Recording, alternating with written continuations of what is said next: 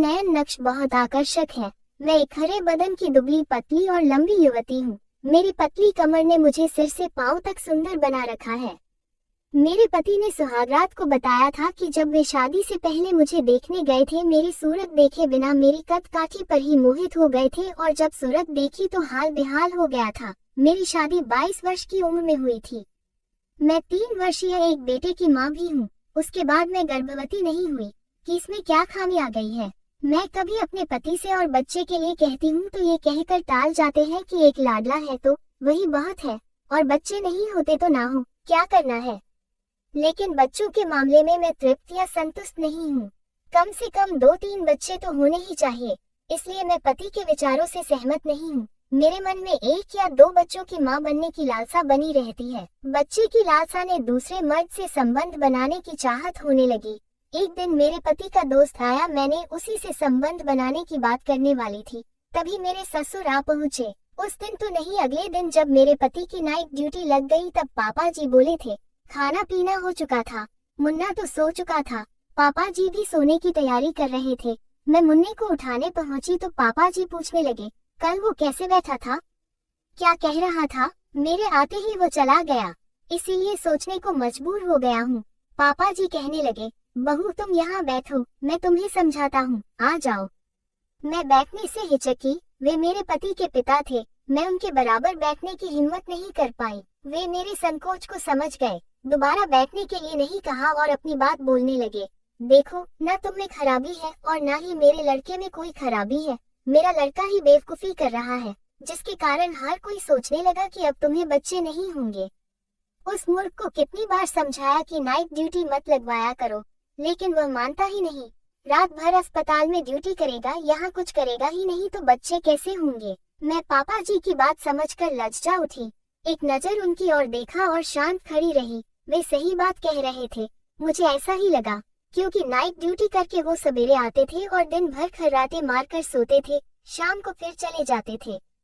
Night duty नहीं होती तो वे मेरे साथ सोते थे, लेकिन महीने में 2 या 3 बार ही संभोग करते थे। मेरे दिमाग में ये बात भी बैठ गई थी कि जब तक अंधाधुंध संभोग ना किया जाए गर्भ नहीं ठहरता। गर्भ की बात तो अलग। मैं जवानी के दौर से गुजर रही थी, मैं खुद को अतृप्त महसूस करती थी। मेरा यौवन संभोग के बिना प्यासा रहने लगा था। आगे पापा जी बोले, आज वो सलाह दे रहा है डॉक्टर के पास जाने की, कल कहेगा मैं तुम्हें माँ बना सकता हूँ। मानता हूँ कि भरपूर जवान और सुंदर युवती को पुरुष का भरपूर सहवास चाहिए। माँ बनने की लालसा हर औरत में होती है। तुम्हें एक बच्चा हो चुका है, लेकिन एक ही काफी नहीं है, कम से कम 3 नहीं तो 2 तो होने ही चाहिए। लेकिन इसका मतलब ये तो नहीं कि तुम उसके दोस्तों से मेल जोल पाओ और उसके सहवास से माँ बनो। ये आजकल के छोकरे बिन पैदी के लोटे हैं, कभी इधर लुढ़कते हैं कभी उधर। इनमें गंभीरता नाम की चीज होती ही नहीं है। ये अपने दोस्तों तक बिना हिचके बात पहुंचा देते हैं, फिर बदनामी मिलती है। तुम उससे बातें करना बंद कर दो। कोई गंभीर आदमी होता तो मैं मना नहीं करता। माँ बनने के और भी उपाय है क्या, मैं अकस्मात ही पूछ बैठी। वे मुस्कुराए फिर बोले, तुम मुन्ने को ले जाकर बिस्तर पर लिटा आओ तो बताता हूँ। ऐसा उपाय है कि सोने पर सुहागा, घर की इज्जत घर से बाहर नहीं जाएगी और तुम्हें 2-3 बच्चे भी मिल जाएंगे। फिर अधूरी प्यास भी तुम्हें बेचैन करती होगी। चूंकि मुझे माँ बनने का रास्ता चाहिए था, इसलिए पापा जी के पास मैंने वापस आने का मन बना लिया। मैं झुकी, मुन्ने को उठाकर खड़ी होने लगी। तभी पापा जी ने मेरे वक्ष पर उभरी गोलाइयों को छूते हुए पूछा, मुन्ने को लिटा कर आओगी ना।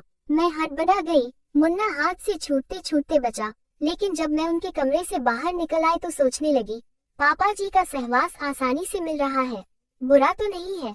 घर की इज्जत घर में ढकी रहेगी। वे खुद किसी से चर्चा करेंगे तो पहले उन पर ही थू थू होगी। मन से तो मैं तैयार हो गई, लेकिन मुन्ने को लिटाने के बाद मैं बाहर की ओर कदम नहीं उठा पा रही थी।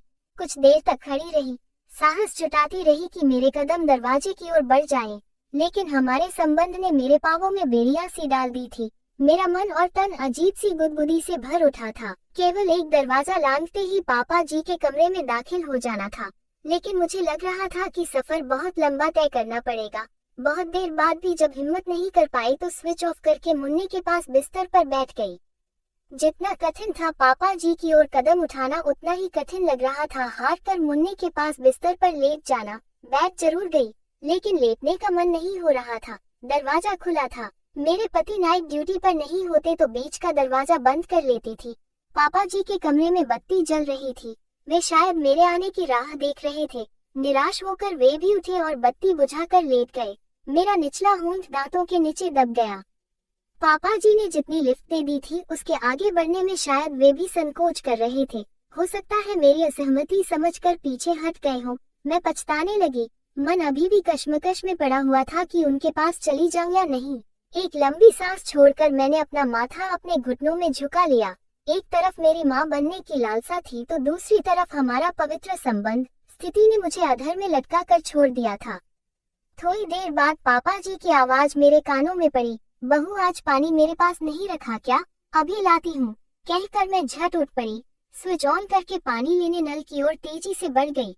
मुझे अच्छी तरह याद था कि मुन्ने को उठाने गई थी तो रोज की तरह पानी लेकर गई थी। मालूम होते हुए भी पापा जी ने पानी मांगा था। इसे मैंने पापा जी का स्पष्ट आमंत्रण माना। मुझे भी उनके पास जाने का बहाना मिल गया था, इसलिए पानी रखाई हूँ ये बात मैंने भी भुला दी। अब दोबारा पानी लेकर जाने पर फंस कर रह जाना लाजमी था, इसलिए मुन्ने के लिए मैंने बत्ती जला दी थी ताकि अंधेरे में आंख खोले तो डर ना जाए। पानी ले जाकर यथास्थान रखने के लिए झुकी तो मैंने कहा, पानी तो रख ही गई थी। रखा तो है। पापा जी ने मेरी बाह पकड़कर कहा, हाँ पानी तो पहले ही रख गई थी। मैंने पानी के बहाने ये पूछने बुलाया है कि क्या तुम मेरी बात का बुरा मान गई? मैंने कहा नहीं तो। अगर बुरा नहीं माना है तो आओ, बैठ जाओ ना। कहते हुए उन्होंने मेरी बाह खींची। मैं संभल नहीं पाई, या ऐसा भी समझ सकते हैं कि मैंने संभलना नहीं चाहा। लड़खड़ा कर बैठ सी गई। शर्माओ मत बहू, ये तो समस्या के समाधान की बात है। और बच्चे पाने के लिए तुमने जो कदम उठाना चाहा वो गलत नहीं था। गलत तो वो लड़का है जिसकी ओर मैंने तुम्हारा झुकाव देखा। तुम इतनी सुंदर हो कि तुम्हें किसी का भी सहवास मिल जाएगा, लेकिन बाहरी किसी एक आदमी की आगोश में जाओगी तो उसके अनेक दोस्त भी तुम्हें अपनी आगोश में बुलाएंगे। मजबूरी में तुम्हें औरों का भी दिल खुश करना पड़ेगा। तुम इनकार करोगी तो चिढ़कर वे तुम्हें बदनाम करेंगे। नहीं इनकार करोगी तो भी बात एक दूसरे दोस्तों तक पहुंचेगी और तुम चालू औरत के रूप में बदनाम हो जाओगी।